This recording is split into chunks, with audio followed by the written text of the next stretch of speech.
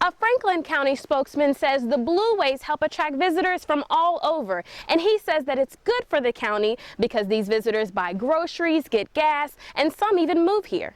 Governor Bob McDonnell declared that all flags in the state be flown at half-mast to honor the 2 firefighters who died in Monday's crash. The key to this research is what it provides for the students, a hands-on experience knee-deep in nature.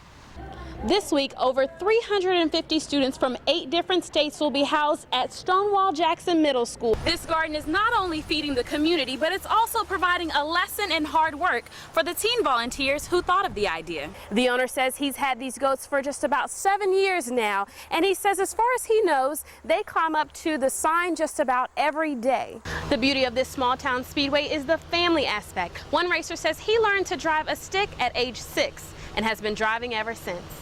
This overturned fire truck at a busy intersection in Rocky Mount only tells part of the story.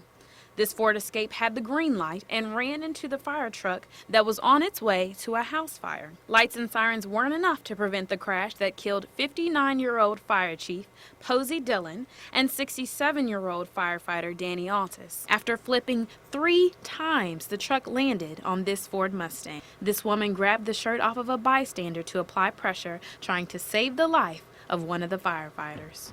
I just feel horrible for the families, and it's just a horrible thing. One was a former chief, one was a chief now. You don't lose 2 pillars of the department like that and take it lightly. Tributes to them are seen all over town on these 2 restaurant signs and with these helmets and flags some people placed outside the fire station. Governor Bob McDonnell declared that all flags in the state be flown at half-mast to honor the 2 firefighters who died in Monday's crash. The acting chief describes the men as dedicated and says they died doing what they loved. And now when Rocky Mount firefighters go on their next call, they believe they will have some extra help. We're going to take the challenge, and we're going to live in their memory. We're going to show them that we can do it, and they're still going to be with us. Every fire, I've got 2 guardian angels now. These Rocky Mount firefighters honored Dillon and Altus by placing this flower arrangement at the scene of the accident. It reads, "We love you, Chief and Uncle Danny."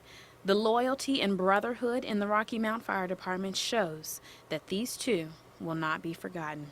In Rocky Mount, Tara Carr, WSLS, 10 on your side.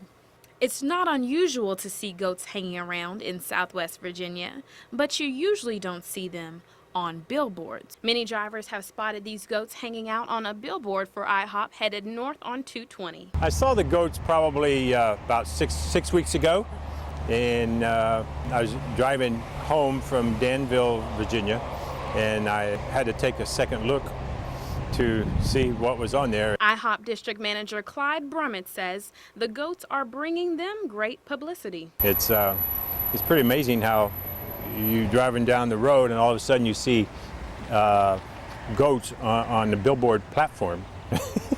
The owner says he's had these goats for just about 7 years now, and he says as far as he knows, they climb up to the sign just about every day. They like climbing around on stuff, and you know, it's real high down there, but they like stuff like that. They don't jump off, you know, where it's 70 feet. McGee says he's always getting concerned drivers who come by to tell him his goats are out, and has even received calls from the Roanoke County Police Department. But he assures us that goats naturally like to climb and that being on the billboard is perfectly safe. Do you think it's good business for IHOP? Yeah, I say it ought to be. I ought to get a free dinner out of it. Brummett says he's got a free stack of pancakes waiting for the goats owner as a thanks for all they do. In Roanoke, Tara Carr, WSLS, 10 on your side. One local church has taken an active role in making a difference in the community, growing their very own garden and donating food to help with the tough economic times. Zucchini and tomatoes and green peppers. Green peppers should be ready next week. Tomatoes should be ready shortly thereafter. And so we've got some good stuff that are really still coming in the midst of the challenge of the summer with the lack of rain. The last couple days have been great with the rain, but in the midst of that, it's also caused the weeds to really take off and start to grow. But we have more people coming in to help with weeding, and so that's good. The garden has many volunteers who stop by to weed and harvest, but others simply come to enjoy the atmosphere.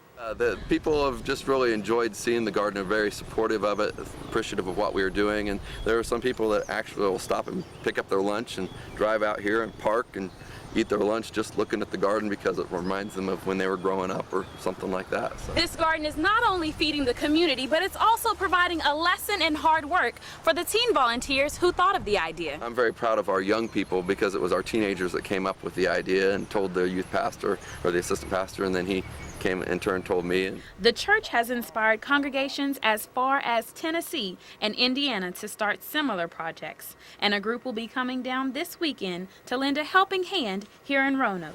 For WSLS, I'm Tara Carr.